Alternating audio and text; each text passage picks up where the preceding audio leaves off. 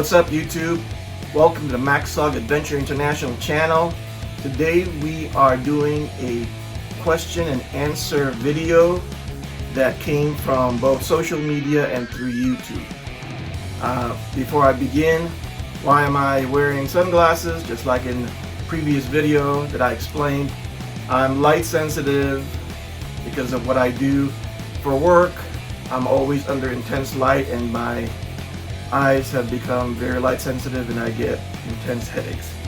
Anyway, let's begin.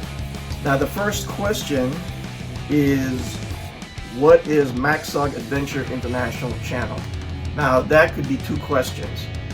Basically, where did it come from, and or what is the channel itself? Basically, when it started, I used an old channel that I had for my Atomic Mushroom Toys business, where I make soft vinyl Japanese figures. I still do that, and nothing was happening in that channel, so inadvertently I kind of used it because I was bored to post videos of dioramas that I shot for Facebook, the G.I. Joe groups. And the funny thing was happening, I started noticing the subscribers, which started out at 32 subscribers, which was kind of pathetic, and it started growing very fast. I mean, 32 subscribers, that was there for like forever. It took years to even get that much subscribers. But anyway, subscribers was just going up the more I was like posting like dioramas just out of boredom, and eventually it became the channel that it is. Another way to answer the question is, what is the channel? Meaning, what is up with the content? Why the figures, the dioramas, and all that stuff? Well, it started out, the dioramas got inspired. If you were a kid in the 70s, and maybe even today, I think they still have these things, but you see that? That's a Viewmaster 3D viewer. And it was this particular reel. If you're a G.I. Joe collector from the 70s and the 60s, you'll know what that is.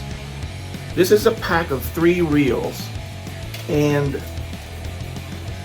it's the only Viewmaster reel set that dealt with G.I. Joe, but they were fantastic. I mean, seeing them in 3D like that, like under a light, and especially when you're a kid in the 70s, I mean, this was high-tech stuff. Anyway, that was the inspiration for the videos, why I make my videos the way I do, and I'll cover that more later on. But anyway, that should answer question number 1. Question number 2, where do I get the outfits for my G.I. Joes? So, I guess you're probably, or they're probably referring to stuff like that when you see it. I make back in the 90s, I used to have a custom shop where I make custom G.I. Joe outfits. That was before Dragon and Blue Box Toys, BBI, and DID, all the big name, the Hot Toys brand came out.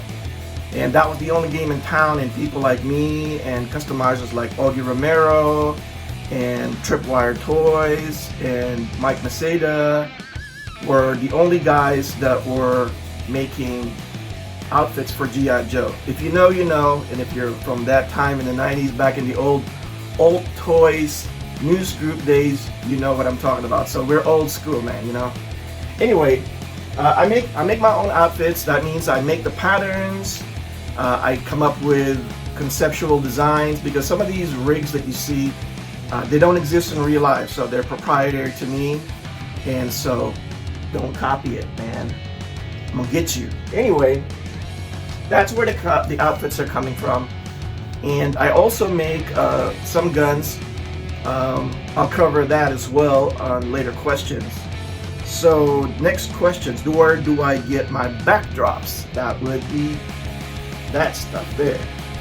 Okay. There's two sources.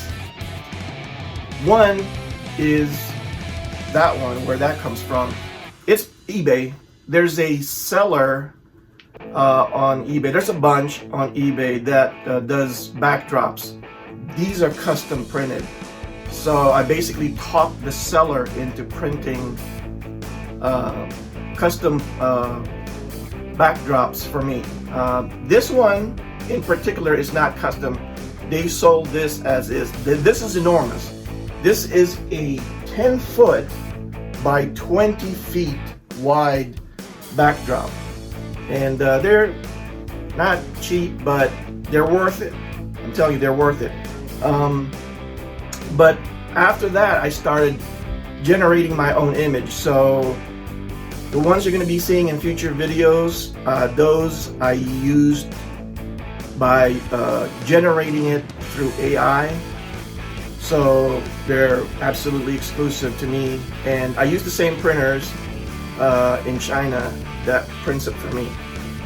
I would do it in the US, but I have not found anybody that can do it at an affordable price. I mean, they're literally like 3 times more expensive. Anyway, on to the next question. Where do I get the set pieces from? Set pieces, that means like the buildings that you see sometimes, and maybe some of the stuff that's behind me. Some I make, some I buy, like for instance the foliage and the little trees and stuff I get from pet shops and home decor places like Michael's and a place called At Home. You know, just scour those kinds of places, craft places like Michael's and Hobby Lobby. And you know, sometimes they have them on sale. If you go to the pet shops, sometimes they can be expensive. Like if you go to the aquarium and the reptile section, and some of this stuff I got from the days when I used to keep big pythons and boa constrictors. Yeah, I know, I'm freaking weird, man, but hey, you know, it is what it is. Anyway, that's where it comes from, set pieces. I make, so if you see like the ruined buildings, I made that, and I'm going to be making some custom terrain for the next episodes of the Mystery of the Demon's Eye. So watch out for that. Anyway, the next question. Tell us about the orange vehicle. That guy right there. And maybe even that green thing back there. Okay, so those are custom vehicles. Didn't buy them. And they're remote control models. This one back here was from the shell of an old big trapper. Don't freak out, I know it's rare, but when I got it, it was a shell. That roof line right there, that was caved in. It took weeks to straighten that out with a heat gun, gently, without warping it or melting it. So back off of me, man. Anyway, this one, the top shell only of a troubleshooter, extended it about 1 inch so that it will fit that tank chassis. Going back to this, that is a special aluminum chassis that I made. It's got 3 axles that has 3 electric motors. I'm gonna make a video of that exclusively, so watch out for that. You'll even probably see it in action on the road being run. Anyway, that's where that comes from. I mean, I get a lot of questions about that, both in social media and on the YouTube channels itself when it shows up. But yeah, that guy is the Scarab. It's kind of like a celebrity by itself. Imagine that, a G.I. Joe toy being kind of famous. Anyway, I got a lot of questions on that on the DFW G.I. Joe show a couple of months ago, and it seems to be a popular piece. Anyway, let's get on to the next question. Well, here's a doozy. Why don't I just do stop motion? Okay, I get this a lot. Now, I have big respect for people that do stop motion, and it's hard to get that thing to look good. I mean, you know, with my standards, if I'm gonna do it, that thing is gonna look like a Tim Burton, very fluid. But that, guys, that stuff, that's why I have a lot of respect for people who do it. It takes an inordinate amount of work for little payoff. I mean, ain't nobody got time for that. So I don't do it. One, because it's just a lot of work, and if you know my work day, my workflow, I am busy. From the crack ass of dawn to midnight, I mean, I'm burning the candles at both ends, and if it had 3 ends, it's probably burning 2. So, you know, I'm busy. I don't have time for that, and that's really why the channel got born, because I was bored, did quick dioramas, and for crying out loud, I mean, even that kind of went chaotic, because now I'm doing these crazy movies that take forever to do. So stop motion is out of the question. It's great, but that's really what the channel is about. It's, if you see the videos, you'll see that big word, view master vision. That's sort of the style I have. It's sort of like my interpretation on video of the 3D Viewmaster reels. Okay, so basically, if these became video, that's how I envision it would look like. That's why it's not like photographs, it's videos, but you see, I'm moving the camera ever so slightly just to give you the impression that you know it's a video and not a still photo. So anyway, I hope that answers that, and I hope that ends that question about the stop motion. Not that I mind, okay? I'm not irritated by that, because I'm a nice guy. I like you guys, okay? So, question number 7, do I 3D print? Short answer, no. I want to learn, but again, I just don't have time. I'm so freaking busy. You know, I wish I could make like double, like clones of myself, like mini-me's. Imagine little fuckers running around like that, little midget mini-me's. That would be hilarious, but anyway, I probably would just be wishing for chaos and mayhem by doing that. So it's kind of a good thing. Anyway, I don't 3D print, but you see that? That is 3D printed. You know who does that? My good pal Jim Egner. If you want 3D printed stuff, go to really awesome talented guys like Jim Egner, Brad Curry, Sean Huckster, and a whole host of those guys. Those guys are freaking talented. They have skill sets that I've yet to learn. I just don't have the time. I wear so many hats, including the stupid one I got on my head right now. And I just don't have time. I wish I had the time to do it. And I know, Jim, if you're watching, I know you sent me a little tutorial thing. I have not watched it, buddy, but Christ, I wish I knew how to do that, but just don't have time. But, you know, like I said, those guys are talented. And if you see some of the pieces in my video, it's usually by those guys. So go hit those guys up and support their work. They make really good stuff. That's probably why I don't make them, because they're already making awesome stuff, and I'm like, dude, you can't make it all yourself, right? So let's just, where's my freaking notebook? Okay, right here. So let's get on to the next question. Oh, here's another one. Can you make me an outfit, or do you sell your custom outfits? Like I said, back in the 90s, I used to do that stuff, and it gave me nightmares because, you know, I want the customers to be happy. So when they put in an order, I stress, and it doesn't stop until, you know, that outfit is at the customers and they're happy and they're smiling, even though I can't see them through the phone or whatever. They're smiling and they're happy, right? And so anyway, I moved on from that. I got, you know, when I ended up working briefly with Kirk Bazigian and Don Levine on actual, you know, 1/6 scale G.I. Joe-ish projects, and then from there I kind of just started, you know, kind of leaping off of that, working for other companies. Anyway, I digress. I don't sell outfits anymore. I tried DFW show again. I did the outfit. It was an enormous amount of work. Right now I don't want to say for certain that I'm not gonna do it again. If I do, if you see the Mystery of Demon's Eye set, which there is still one left, go to the website, links on the description below. I've got one left. Buy it.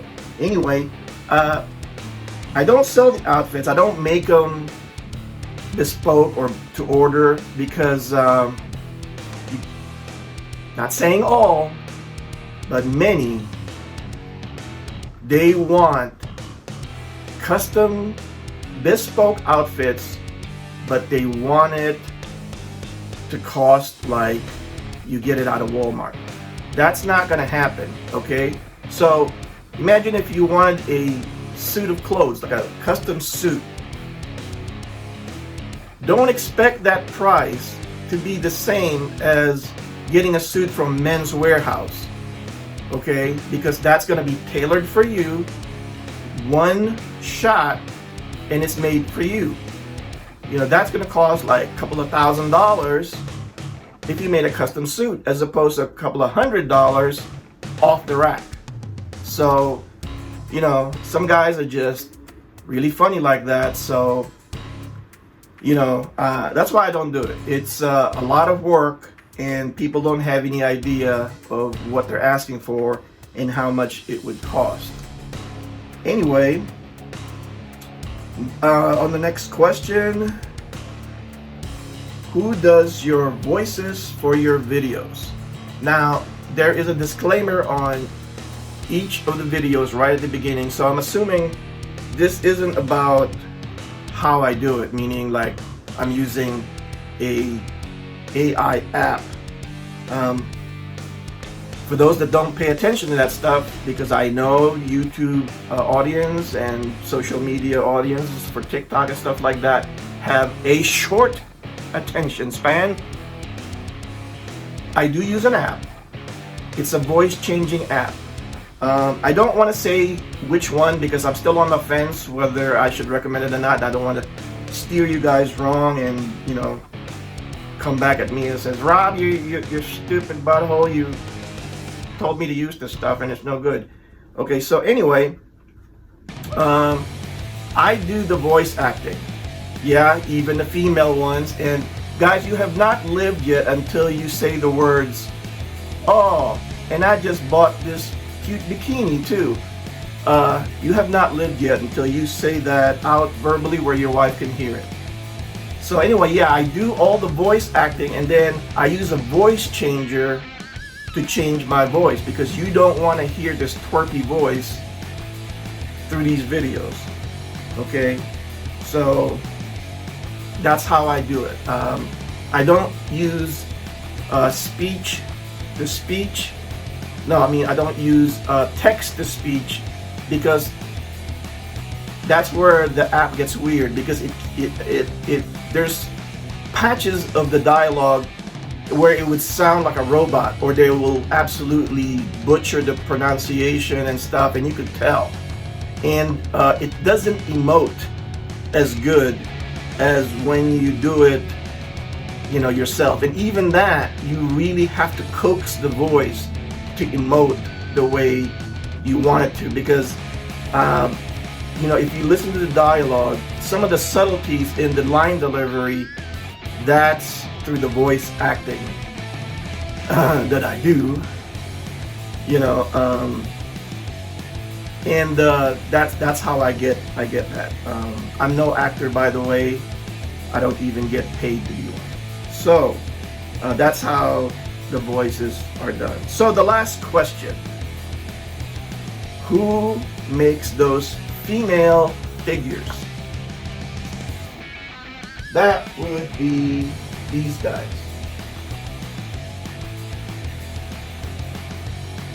If you've been watching the series, you know that is Miss Susan Lake from The Mystery of Demon's Eye. Now, these figures are from a European line back in the 1970s called Group Action Joe. I think it's French or German, not sure. I know it was big in Europe. And these are great. This is probably like the next best thing to a G.I. Joe nurse. I know it's not as rare, but I tell you, try looking these guys up on eBay and you'll know what I'm talking about. They're as rare as hen's teeth now. Maybe 10 years ago, you'd be able to get this a little bit easier. They were still hard to find. But when I got this back in the early 2000s, this was about $175, $79. And these things are built like the muscle body G.I. Joe figures. It's sort of like the female equivalent. It's a great match. I don't want to take her clothes off because that would be perverted. Anyway, that would be kind of freaky. But I think I'm going to do a separate video just for these guys, like the female figures that I use. I almost use these exclusively. I say almost because I'll be introducing another vintage line of female figures that were done by Palitoy, the same people that made Action Man in England, called Action Girl. Not to be confused by these Action Girls done by Group Action Joe, which is a Hasbro licensed G.I. Joe line, by the way. I wish they did this in the American market, but Americans, they don't like to play with little dollies. Okay, so these never got popular in the US. Man, I would have gotten me one of these for sure. Just because, you know, Joes need some female companionship. No, not really. That's weird, Rob. Don't say that. Anyway, that's where I get these. I have about four, and they're like G.I. Joes. They look kind of different, but they're really the same face. So if you see the female figures in there, they're all the same faces, just like the G.I. Joes. But they're great. They're fully posable. They have like kung fu grip hands, just like, you know, the Joes, except for some reason these kung fu grip hands stayed soft and pliable through the years, unlike the male counterparts. Having said that, though, you cannot find these. I shouldn't say can't, but they suffer from the same maladies as the male counterparts, in that their arms fall apart because the joints use the same stupid rubber material. But there's a light at the end of the tunnel. There's a company called, I believe, Captain Cosmo, and on their website they're already selling reproduction hands for these figures. And from an Instagram post I've seen from them some time ago, they have plans to recreate this female figure, and I'm really waiting for that. Anyway, that's where the female figures came from. And like I said, I'm probably gonna do a separate video on that down in the future. So basically that wraps up the video. I just want to say that A Mystery of the Demon's Eye Part 5 is already being edited right now, so that's coming soon. You don't have to wait as long, just like not like the last episode, which is episode 4. I think you're gonna like it. There's going to be reviews. I'm still doing the review for my bud Jeff Shearer from Skunkworks Customs, and a whole host of different things. Lots of great content in the future. Hope you guys stay tuned and subscribe to the channel. Make sure you like and subscribe if you haven't already done so. That's it for today. I'll see you on the next video. Max SOG out.